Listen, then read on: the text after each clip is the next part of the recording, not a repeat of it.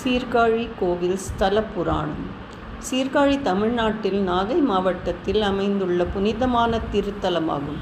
இங்கு ஸ்ரீ சக்தி விநாயகர், ஸ்ரீ கொழுந்தீஸ்வரர் மற்றும் திருஞான சம்பந்தர் ஆகிய மூவரும் முக்கிய பங்கு வகிக்கின்றனர்.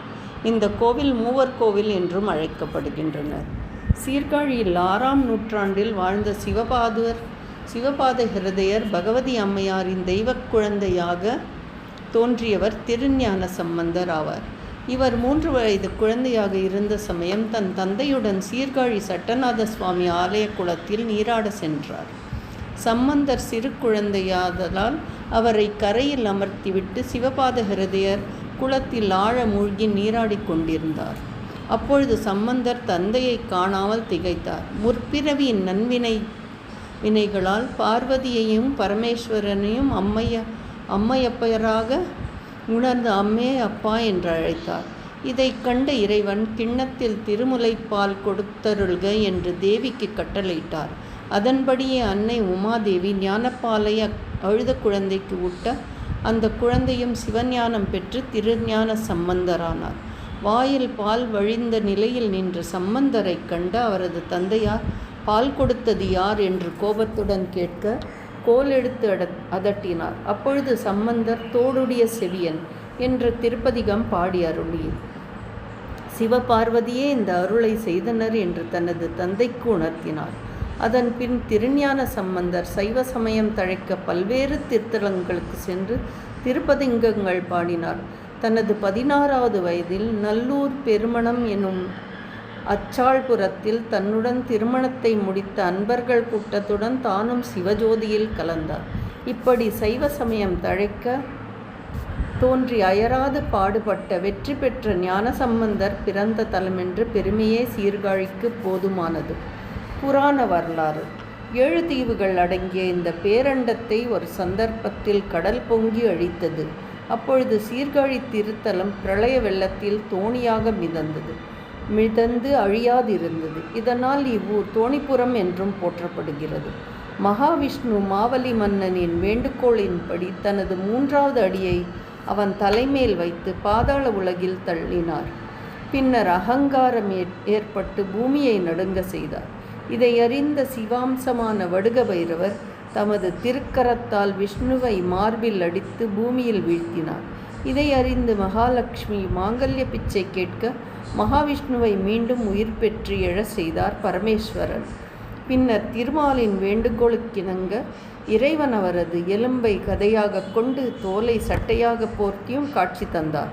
இதனால் சீர்காழி பைரவருக்கு சட்டநாதர் என்ற திருப்பெயரும் ஏற்பட்டது. தலப்பெயர்கள். காவிரியின் வடகரை தலங்கள் சீர்காழியும் ஒன்றாக திகழ்கிறது. இதனை கழுமல வளநகர் என்றும் குறிப்பிடுவர்.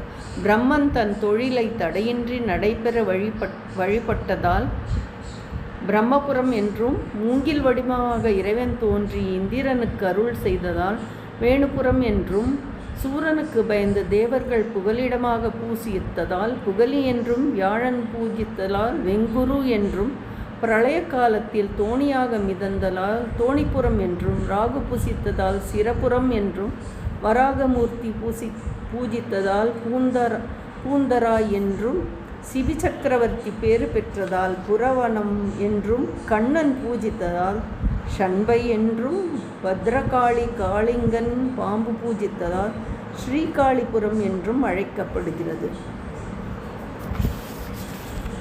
இவ்வாலயத்தில் குருமூர்த்தி, லிங்கமூர்த்தம், சங்கமூர்த்தம் என்று 3 வகையான மூர்த்தங்கள் ஒருங்கே அமைந்துள்ளது தனிச்சிறப்பாகும். மலை மீது பெரியநாயகி சமேத பெரிய நாயகராக காட்சி தரும் தோணியப்பரே குருமூர்த்தமாக. இவரே திருஞான சம்பந்தருக்கு ஞானோபதேசம் செய்த குருவாவார். இத்தலத்தின் மூலவராக விளங்கும் பிரம்மபுரீஸ்வரரே லிங்கமூர்த்தமாகும். இவர் பிரம்மரால் பூஜிக்கப்பட்டவர். விமானத்தில் உச்சியில் ஆணவ மாயையால் உலகை கலக்கிய திருமாலின் உடலை பிளந்து அவருடைய எலும்பை கதையாக தோலை சட்டையாக கொண்டு சட்டநாதர் என்றும் திருநாமத்துடன் தனிச்சிறப்புடன் பைரவர் விளங்குகிறார். சீர்காழி நகரின் மையப்பகுதியில் 4 புறமும் கோபுரங்களுடன் உயர்ந்த திருச்சுற்று மதில்களுடன் இவ்வாலயம் விளங்குகிறது. இறைவன் பிரம்மபுரீஸ்வரரும் இறைவி திருநிலநாயகியும் திருஞான சம்பந்தருக்கும் தனித்தனி ஆலயங்கள் அமைந்துள்ளன. வடக்கு உட்பிரகாரத்தில் முத்துச்சட்டைநாதர் அருள் பாலிக்கின்றார். தெற்கு உட்பிரகாரத்தில் 63 காட்சியை காணலாம். இங்கு சட்டநாதர் பலிபீடம் அமைந்துள்ளது. மேல் பிரகாரத்தில் கருவறை விமானமேறி சென்று தரிசிக்க படிக்கட்டுகள் அமைந்துள்ளன. விமானத்தில் பெரிய உருவத்தில் உமா மகேஸ்வரர் தோணியப்பராக காட்சி தருகிறார். இவரை அடுத்து மேல்புறத்தில் சட்டநாதர் சந்நிதி அமைந்துள்ளது. இவர் திருப்பெயராலேயே இத்தலம் அழைக்கப்படுகிறது. ஆலய வெளிப்பிரகாரத்தில் வடமேற்கு மூலையில் திருஞான சம்பந்தர் திருக்கோயிலும் அதன் அருகே திருநிலைநாயகி திருக்கோயிலும் அமைந்துள்ளன. அதன் அருகே பெரிய அளவில் பிரம்ம தீர்த்தமும் நாற்புறம் கருங்கல் படிக்கட்டுகளும் அமைந்துள்ளன. ஆதியில் இத்தலத்தின் பெயர் சீர்காழி நகரம் என்றே இருந்தது. தமிழில் சீர்காழி என்றானது. சி மிகவும் உயர்ந்தது. இப்பொழுது இவ்வூரை சீர்காழி என்றும் அழைக்கின்றனர். ஆனாலும் விவரமறிந்த சைவ பெரியோர்கள் காழி நகரம் என்றோ சீர்காழி என்றோதான் தற்போதும் குறிப்பிடுகிறார்கள். திருச்சிற்றம்பலம்.